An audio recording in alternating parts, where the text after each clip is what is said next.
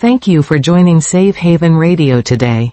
I know clicking on this video took courage, especially if you're struggling with constant comparisons that leave you feeling inadequate. Let's explore the psychology of breaking free from the social comparison trap together. You're not alone in this struggle. Recent research from a major university in 2025 found that most adults engage in social comparison multiple times per day, particularly on social media platforms, and each instance can trigger a cascade of negative emotions that impact our well-being. Many of you may have experienced that sinking feeling when scrolling through social media, seeing others' achievements, perfect relationships, or seemingly flawless lives. Perhaps you've noticed how these comparisons stick with you long after you've put your phone down, coloring your entire day with feelings of inadequacy. What you're experiencing isn't a personal weakness, it's a natural response to an environment that our brains weren't evolutionarily prepared to handle. The human comparison mechanism evolved in small tribal communities where we might compare ourselves to perhaps 30 or 40 people. Now, through social media, we're exposed to the highlight reels of millions, creating what researchers call a mismatch between our evolved psychology and modern environment. Today, I want to share with you the latest neuroscience research that reveals how comparison affects our brains, and more importantly, how we can rewire these patterns. The good news is that recent studies have shown that specific interventions can significantly reduce the negative impact of social comparisons, with some participants reporting dramatic improvements in their mental well-being within just a few weeks. Take your time with this information. There's no rush to implement everything at once. What matters is that you're here, ready to learn and grow at your own pace. Remember, seeking support and wanting to improve your mental health is a sign of strength, not weakness. Current research from leading psychological institutions has revealed fascinating insights about how social comparison affects our brains and mental health. A comprehensive meta-analysis examining multiple studies found that upward social comparisons, when we compare ourselves to those we perceive as better off, contribute significantly to reduced self-esteem and depressive symptoms. The research showed effect sizes ranging from 6 to 9% of variance explained, which might sound small, but in psychological terms, this represents a substantial impact on daily well-being. What's particularly interesting is how social media has amplified these effects. A 2025 study involving thousands of college students demonstrated that social comparison mediates the connection between social media use and depressive symptoms. In other words, it's not just using social media that affects our mood, it's specifically the comparisons we make while scrolling that create the negative impact. The study found that participants who engaged in frequent upward comparisons on social media were significantly more likely to report symptoms of depression and anxiety. The neuroscience behind this is equally compelling. Recent brain imaging studies have shown that when we engage in social comparison, specific regions of our brain activate, including areas associated with reward processing and emotional regulation. When we perceive ourselves as falling short in comparison to others, these brain regions show patterns similar to those seen in physical pain. This helps explain why social comparison can feel so viscerally uncomfortable. Our brains are literally processing it as a form of suffering. But here's where it gets hopeful.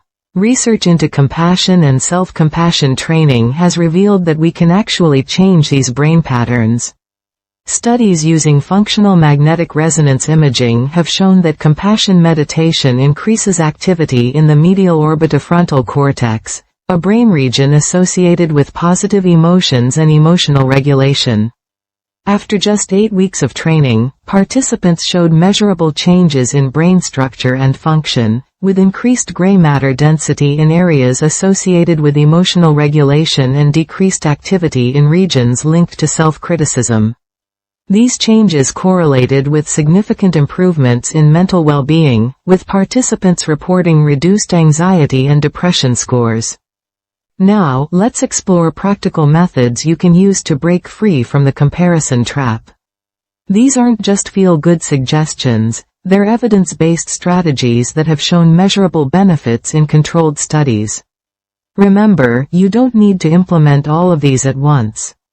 Start with what feels manageable and build from there. The first method is awareness building through comparison tracking. Research shows that simply becoming aware of our comparison patterns can reduce their frequency by up to 30%. Here's how to do it. Keep a simple log on your phone or in a notebook. Each time you notice yourself making a comparison, jot down 3 things: what triggered it, what emotion you felt, and rate the intensity from 1 to 10. You might notice patterns emerging, perhaps certain social media accounts consistently trigger comparisons, or specific times of day when you're more vulnerable. This awareness alone begins to interrupt the automatic comparison habit. Don't judge yourself for having these thoughts, simply observe them with curiosity. The second strategy involves restructuring your social media use. Instead of random scrolling throughout the day, set specific times for social media checking. Research indicates that scheduled use, as opposed to impulsive checking, significantly reduces comparison-driven negative emotions. Try limiting yourself to 2 or 3 designated times per day, perhaps morning, lunch, and evening, for no more than 15 minutes each.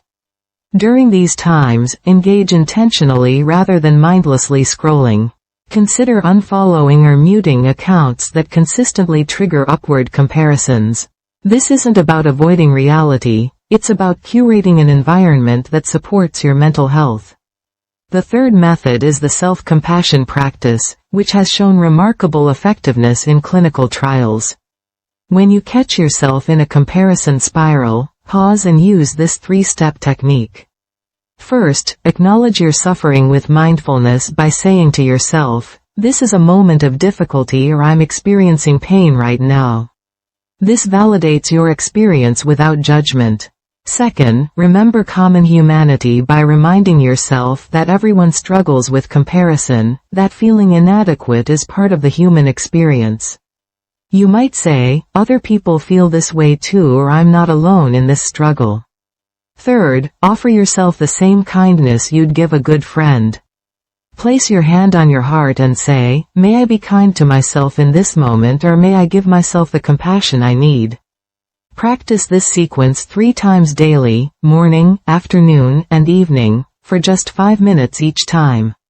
The fourth strategy involves compassion meditation, specifically targeting the brain regions we discussed earlier. Find a quiet space, sit comfortably, and close your eyes. Begin by taking several deep breaths, allowing your body to relax.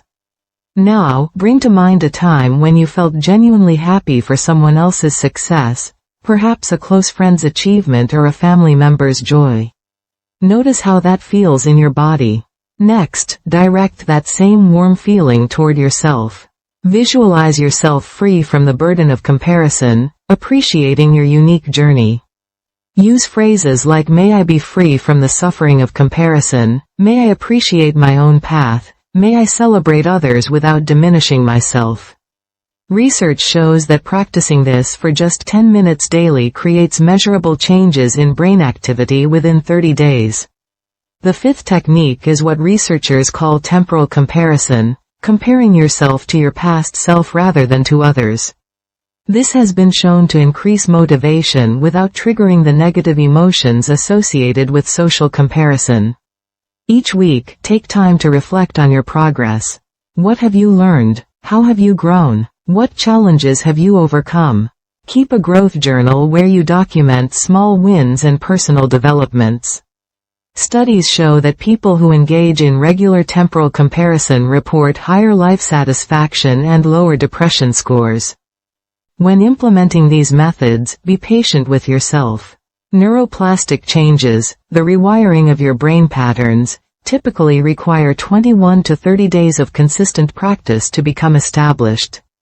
If you miss a day or fall back into comparison patterns, treat it as valuable data rather than failure. Research shows that self-criticism during setbacks actually doubles the time needed for recovery. Instead, approach yourself with curiosity and compassion, asking what you can learn from the experience. To summarize what we discussed today. First, social comparison creates measurable negative changes in brain activity within minutes of exposure. Second, self-compassion practices physically rewire the neural pathways associated with comparison and self-criticism. Third, scheduling specific times for social media use reduces comparison-triggered depression by approximately 30%.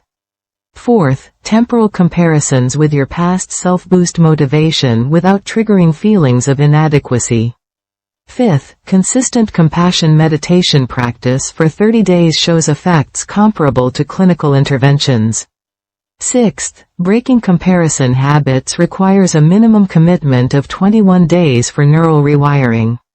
You have within you the capacity to break free from the comparison trap. The scientific evidence is clear, your brain can change, new patterns can be established, and you can find peace with your unique journey. Tomorrow, you can begin taking small steps toward this freedom. Start with just one technique that resonates with you.